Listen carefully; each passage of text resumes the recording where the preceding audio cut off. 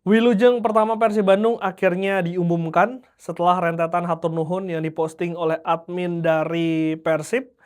Nama pemain Gabriel Mutombokupa menjadi pemain pertama yang didatangkan oleh Persib Bandung di bursa transfer menjelang musim 2026-2027. Ini merupakan bek asal Prancis.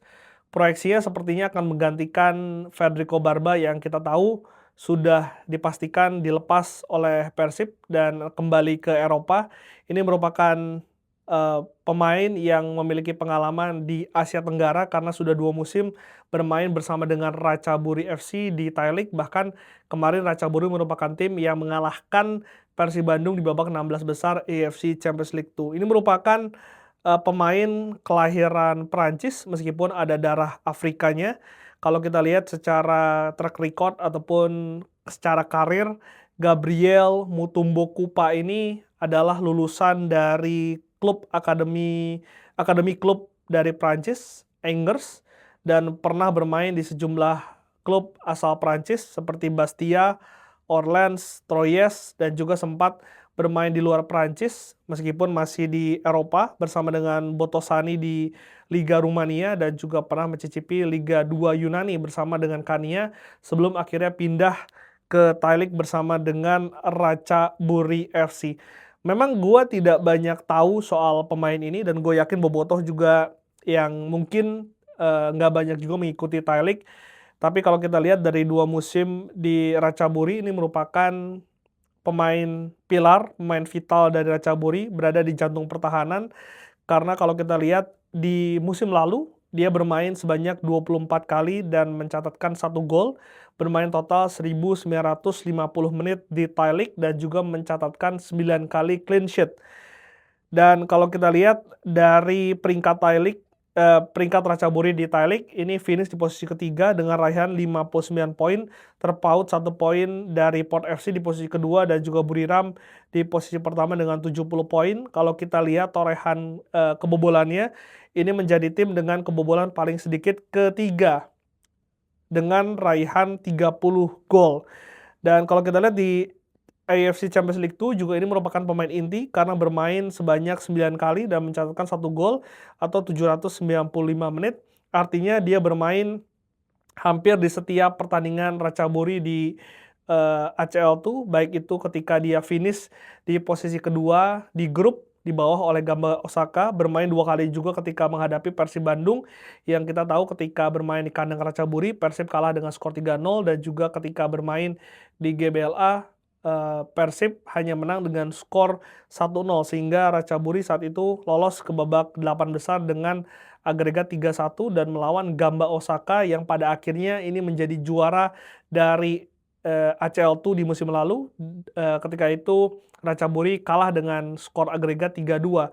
Dan fun fact-nya adalah Gamba Osaka mengalahkan timnya Cristiano Ronaldo di final di ACL2 sehingga ini merupakan kredit untuk seorang Kupa yang menjadi salah satu nyawa di jantung pertahanan dari Ratchaburi FC. Begitupun dengan di musim sebelumnya, di musim pertama dengan Ratchaburi, ini pemain yang juga langsung mendapatkan posisi inti, bermain 23 kali, 1 kali gol dan juga 1 kali assist, mencatatkan 8 kali clean sheet di musim pertamanya bersama dengan Ratchaburi FC. Meskipun ini menjadi pemain pertama, tapi sekali lagi gue nggak bisa banyak mengulas, jadi untuk itu gue hanya bisa memberikan informasi mengenai bagaimana statistiknya di Ratchaburi, tapi tentu ini menjadi angin segar untuk para bobotoh yang setelah kemarin mendapatkan 8 pemainnya dilepas di musim depan, meskipun memang kebanyakan dari para pemain ini bukan pemain inti, mungkin dari pemain-pemain dilepas hanya Barba yang menjadi tulang punggung nyawa dari Persib yang sudah dipastikan tidak akan berseragam Persib di musim depan. Selain itu juga kemarin sudah diumumkan Kurzawa di pertama dilepas, lalu juga ada nama Dewangga yang kita tahu juga tidak banyak mendapatkan menit bermain. Adam Fisbeck yang kalah bersaing dengan seorang Teja Pakualam. Robbie Darwish ini pemain binaan dari Persib juga dipastikan dilepas bersama dengan Zalnando. Lalu juga kemarin Bule juga dilepas sehingga tampaknya pemain-pemain ini memang pemain-pemain yang jarang bermain dan juga tidak mendapatkan menit bermain di Persib Bandung, akhirnya harus berpisah dengan Persib Bandung.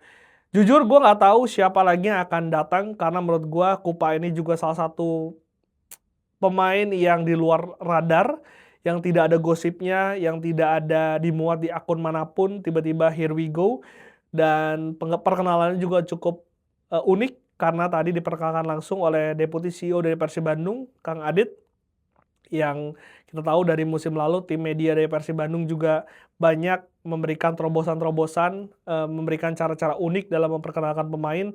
Tadi diawali oleh goes bersama mengelilingi kota Bandung di sore hari, Kang Adit bersama dengan sejumlah manajemen dan juga bobotoh, dan di Geraha akhirnya diumumkan diperlihatkan satu jersey dengan nama Mutumbo di belakang. Bahkan pemainnya belum datang, nomor punggungnya juga belum dipres, hanya nama Mutumbo yang diperkenalkan langsung oleh Kang Adit. Tapi yang menarik adalah sebelum jersey tersebut dipamerkan, diperlihatkan kepada teman-teman bobotoh dan juga wartawan, ada satu jersey Argentina yang tadi sempat dikeluarkan dan bernama Lionel Messi memang, tapi ini sejumlah bobotoh membacanya sebagai kode karena kita tahu di 2 hari terakhir ada kabar yang panas, yang jujur gue juga belum tahu apakah benar seorang Mariano Peralta ini batal ke Persija Jakarta setelah berpisah bersama dengan Borneo FC, di mana ini pemain terbaik dari Super League 2025-2026. Kabarnya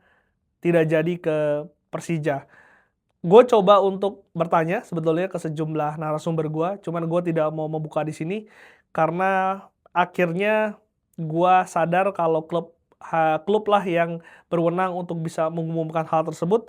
Tapi yang mau gue komentarin adalah respon dari klub-klub yang disebutkan oleh sejumlah sumber ini masuk lagi ke bursa perburuan dari Peralta, seperti Persib Bandung yang kemarin tiba-tiba memposting foto dari 2 pemain Argentinanya, yaitu Patricio Maticardi dan juga Luciano Guaicochea, meskipun memang postingan tersebut diposting setelah kemarin Argentina kembali menang di Piala Dunia, sehingga bacaannya bisa jadi itu soal Peralta, kode, atau kemarin karena mengapresiasi Argentina menang di Piala Dunia. Tapi tadi lucu banget ketika dikeluarkan jersey Argentina, ya bukan tidak mungkin kalau Persib Bandung betul masuk lagi dalam perburuan dari seorang Mariano Peralta. Karena kita tahu Persib sendiri bermain di Asia musim depan, ada 4 kompetisi yang diikuti, dan kita tahu salah satu kelemahan dari Persib adalah gaya gedornya di musim lalu, dan mungkin saja Peralta menjadi pemain yang pas jika memang masuk skema dari Igor Tolik. Kuncinya sebetulnya di situ.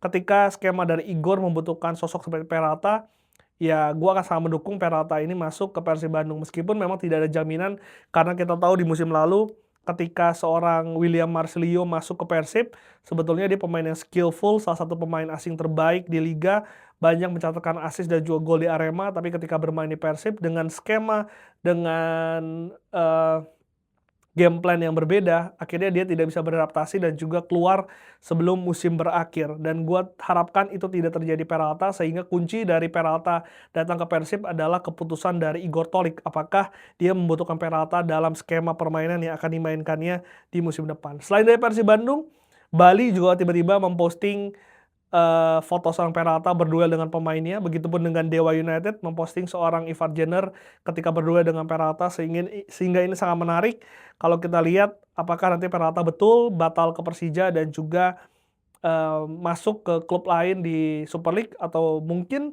bahkan masuk ke JDT, karena JDT kabarnya juga berminat terhadap pemain dari Argentina tersebut. Dan kalau gue lihat di kolom komentar, di kolom postingan, baik itu di Instagram maupun Facebook, ini banyak yang menyalahkan seorang JJ.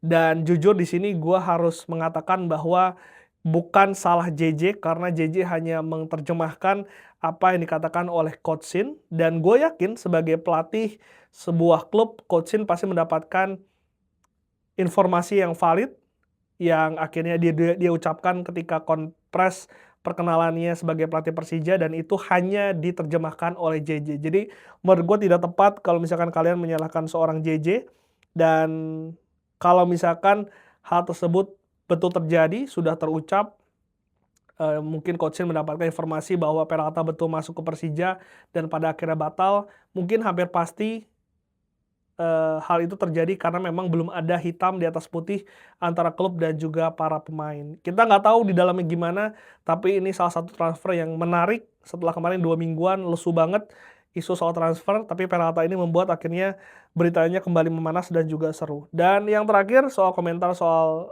dinamika Peralta ini, gue jadi tersadar bahwa sangat penting memang bagaimana komunikasi publik dijalankan oleh setiap individu dan juga klub, dan Bojan Hodak sekali lagi membuktikan 3 tahun dia melakukan itu, dia sangat berhati-hati ketika berbicara kepada publik, melalui wartawan, melalui media sosial, bahkan hampir tidak pernah dia berbicara melalui media sosial, karena hal-hal seperti ini akhirnya bisa membuat adanya faktor eksternal yang menekan ataupun menjadi riuh karena pernyataan-pernyataan yang tidak sebetulnya bisa diredam dan juga tidak diungkapkan kepada publik. Jadi sebuah kredit untuk manajemen dari Persib Bandung yang bisa melakukan itu selama 3 tahun terakhir.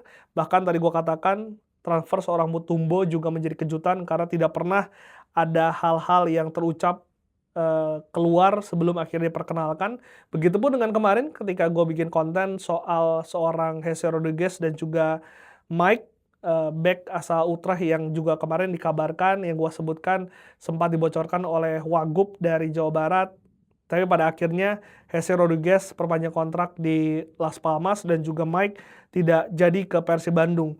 Untuk itu pada akhirnya bobotoh mungkin tunggu saja kejutan dari Persib karena soal negosiasi, soal soal me-manage tim, kita percayakan kepada yang berwenang dan kita sudah lihat di musim kemarin bagaimana Kang Adit dan juga timnya bekerja dan memberikan hasil yang terbaik untuk Persib Bandung. Jadi, siapa kejutan yang menurut kalian akan didatangkan oleh Persib di musim ini? Coba tulis di kolom komentar.